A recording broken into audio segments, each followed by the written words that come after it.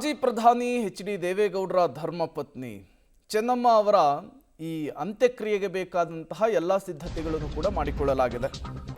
ಇವತ್ತು ಒಕ್ಕಲಿಗ ಸಂಪ್ರದಾಯದಂತೆ ಅಂತಿಮ ವಿಧಿವಿಧಾನಗಳು ನೆರವೇರುತ್ತೆ. ನಿನ್ನೆ ಬೆಂಗಳೂರಿನ ಪದ್ಮನಾಭನಗರದಿಂದ ಅಂತಿಮ ಯಾತ್ರೆ ಸಾಗಿತ್ತು ಹೊಳೆನರಸೀಪುರಕ್ಕೆ. ಮಧ್ಯರಾತ್ರಿಯಷ್ಟೊತ್ತಕ್ಕೆ ಹೊಳೆನರಸೀಪುರಕ್ಕೆ ಅಂತಿಮ ಯಾತ್ರೆ ತಲುಪಿದೆ. ಸುಮಾರು 15 ಗಂಟೆಗಳ ಕಾಲ ಚೆನ್ನಮ್ಮ ಅವರ ಅಂತಿಮ ಯಾತ್ರೆ ಸಾಗಿದೆ. ರಸ್ತೆಯುದ್ದಕ್ಕೂ ಕೂಡ ಜನಸಾಗರ, ಹೂಮಳೆ, ಕಣ್ಣೀರ ವಿದಾಯವನ್ನ ಚೆನ್ನಮ್ಮ ಅವರಿಗೆ ಹೇಳಿರುವಂಥದ್ದು. ಹಾಸನದ ನಗರದಲ್ಲಿ ಟ್ರ್ಯಾಕ್ಟರ್ ಪೂರ್ತಿ ಪುಷ್ಪ ನಮನವನ್ನು ಮಾಡಲಾಗಿದೆ. ಚೆನ್ನಮ್ಮ ಪಾರ್ಥಿವ ಶರೀರದ ಅಂತಿಮ ದರ್ಶನವನ್ನು ಜನ ಪಡೆದುಕೊಂಡಿದ್ದಾರೆ. ಇವತ್ತು ಮಧ್ಯಾಹ್ನದವರೆಗೂ ಕೂಡ ಹೊಳೆನರಸೀಪುರದಲ್ಲಿ ಎಚ್ ಡಿ ರೇವಣ್ಣ ಅವರ ನಿವಾಸದಲ್ಲಿ ಅಂತಿಮ ದರ್ಶನಕ್ಕೆ ಅವಕಾಶವನ್ನು ಕಲ್ಪಿಸಿಕೊಡಲಾಗುತ್ತೆ. ಮಧ್ಯಾಹ್ನದ ನಂತರ 2 ಗಂಟೆಯ ನಂತರ ಅಂತಿಮ ವಿಧಿವಿಧಾನಗಳನ್ನು ನೆರವೇರಿಸಲಾಗುತ್ತೆ. ಅವರಿಷ್ಟದ ಜಾಗದಲ್ಲಿ ಅಂತಿಮ ವಿಧಿವಿಧಾನಗಳು ನೆರವೇರುತ್ತೆ ಒಕ್ಕಲಿಗ ಸಂಪ್ರದಾಯದಂತೆ. ನಿನ್ನೆ ಸ್ಥಳಕ್ಕೆ ಎಚ್ ಡಿ ದೇವೇಗೌಡರು ಭೇಟಿ ಕೊಟ್ಟಿದ್ದರು. ಎಚ್ ಡಿ ರೇವಣ್ಣ ಅವರು ಕೂಡ ಭೇಟಿ ಕೊಟ್ಟು ಅಲ್ಲಿನ ಪರಿಶೀಲನೆಗಳನ್ನು ಮಾಡಿದರು. ಮತ್ತೊಂದು ಕಡೆ ಕಣ್ಣೀರ ವಿದಾಯ ಹೇಗಿತ್ತು ಅನ್ನುವ ದೃಶ್ಯವನ್ನು ಕೂಡ ನೀವು ಗಮನಿಸ್ತಾ ಇದ್ದೀರಿ.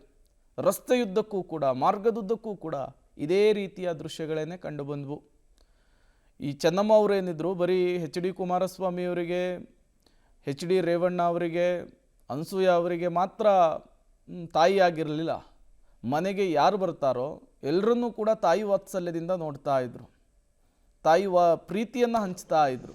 ಹಾಗಾಗಿಯೇ ಇವತ್ತು ಚೆನ್ನಮ್ಮ ಅವರಿಲ್ಲ ಅನ್ನುವಂತಹ ಸಂದರ್ಭದಲ್ಲಿ ಎಲ್ಲರೂ ಕೂಡ ಬಿಕ್ಕಿ ಬಿಕ್ಕಿ ಅಳ್ತಾ ಇದ್ದಾರೆ, ಕಣ್ಣೀರ ವಿದಾಯವನ್ನು ಹೇಳಿದ್ದಾರೆ.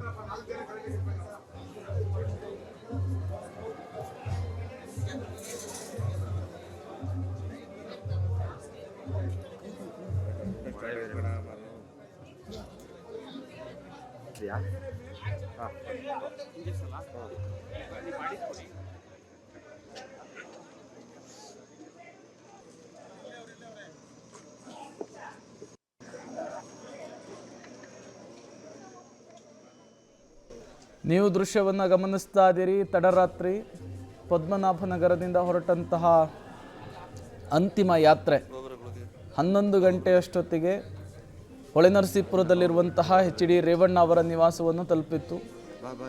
ಈ ಸಂದರ್ಭದಲ್ಲಿ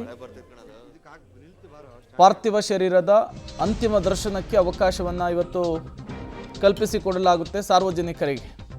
ಪುತ್ರ ರೇವಣ್ಣ ನಿವಾಸದಲ್ಲಿ ಸಾರ್ವಜನಿಕ ಅಂತಿಮ ದರ್ಶನಕ್ಕೆ ವ್ಯವಸ್ಥೆಯಾಗಿದೆ. ಹೊಳೆನರಸೀಪುರದಲ್ಲಿದೆ ಎಚ್ ಡಿ ರೇವಣ್ಣ ಅವರ ನಿವಾಸ, ಅಲ್ಲೇನೆ ಅಂತಿಮ ದರ್ಶನಕ್ಕೆ ವ್ಯವಸ್ಥೆಯಾಗಿರುವಂಥದ್ದು. ಬ್ಯಾರಿಕೇಡನ್ನು ಹಾಕಿದ್ದಾರೆ ಪೊಲೀಸರು. ಸಾರ್ವಜನಿಕರು ಅಂತಿಮ ದರ್ಶನವನ್ನು ಪಡೆಯಬಹುದು. ಪಾರ್ಥಿವ ಶರೀರದ ಅಂತಿಮ ದರ್ಶನವನ್ನು ಸಾರ್ವಜನಿಕರು ಈಗಾಗಲೇ ಪಡೆದಿದ್ದಾರೆ ಅನ್ನೋದು ಕೂಡ ಗೊತ್ತಾಗ್ತಾ ಇದೆ. ದೊಡ್ಡ ಪ್ರಮಾಣದಲ್ಲಿ ಜನ ಬರುವಂತಹ ಸಾಧ್ಯತೆ ಇದೆ. ಯಾಕೆಂದರೆ ಹಾಸನ ದೇವೇಗೌಡರ ತವರು ಜಿಲ್ಲೆ, ಚೆನ್ನಮ್ಮ ಅವರ ಹುಟ್ಟೂರು ಕೂಡ ಹೌದು. ಹಾಗಾಗಿಯೇ ದೊಡ್ಡ ಪ್ರಮಾಣದಲ್ಲಿ ಅವರ ಅಭಿಮಾನಿಗಳು, ಕಾರ್ಯಕರ್ತರು, ಸಂಬಂಧಿಕರು, ಸಾರ್ವಜನಿಕರು ಬಂದು ಚೆನ್ನಮ್ಮ ಅವರ ಅಂತಿಮ ದರ್ಶನವನ್ನು ಪಡೆಯುವಂತಹ ಸಾಧ್ಯತೆ ಇದೆ. ಇವತ್ತು ಮಧ್ಯಾಹ್ನ 2 ಗಂಟೆಯವರೆಗೂ ಕೂಡ ಸಾರ್ವಜನಿಕ ದರ್ಶನಕ್ಕೆ ಅವಕಾಶ ಇರುವಂಥದ್ದು. 2 ಗಂಟೆಯಿಂದ 4 ಗಂಟೆಯ ಒಳಗಾಗಿ ಒಕ್ಕಲಿಗ ಸಂಪ್ರದಾಯದಂತೆ ಅಂತ್ಯಕ್ರಿಯೆಯನ್ನು ನೆರವೇರಿಸುವುದಕ್ಕೆ ಸಿದ್ಧತೆಯನ್ನು ಮಾಡಿಕೊಳ್ಳಲಾಗಿದೆ. ಇನ್ನು ಎಚ್ ಡಿ ಕುಮಾರಸ್ವಾಮಿಯವರು ನಿನ್ನೆ ಏನು ಪದ್ಮನಾಭನಗರದಿಂದ ಹೊರಟು ಅಂತಿಮ ಯಾತ್ರೆ ತಾಯಿಯ ಪಕ್ಕದಲ್ಲೇ ಕೂತ್ಕೊಂಡಿದ್ರು.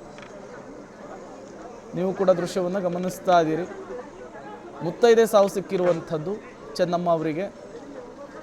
ಪದ್ಮನಾಭನಗರದ ನಿವಾಸದಿಂದ ಹೊರಡುವಂತಹ ಸಂದರ್ಭದಲ್ಲೂ ಕೂಡ ಅಷ್ಟೇ ದೇವೇಗೌಡರು ಬೊಟ್ಟಿಟ್ಟು ಹೂವನ್ನು ಮುಡಿಸಿ ಅಲ್ಲಿಂದ ಪಾರ್ಥಿವ ಶರೀರವನ್ನು ಹೊರತೆಗೆಯುವಂತಹ ಕೆಲಸ ಆಗಿತ್ತು.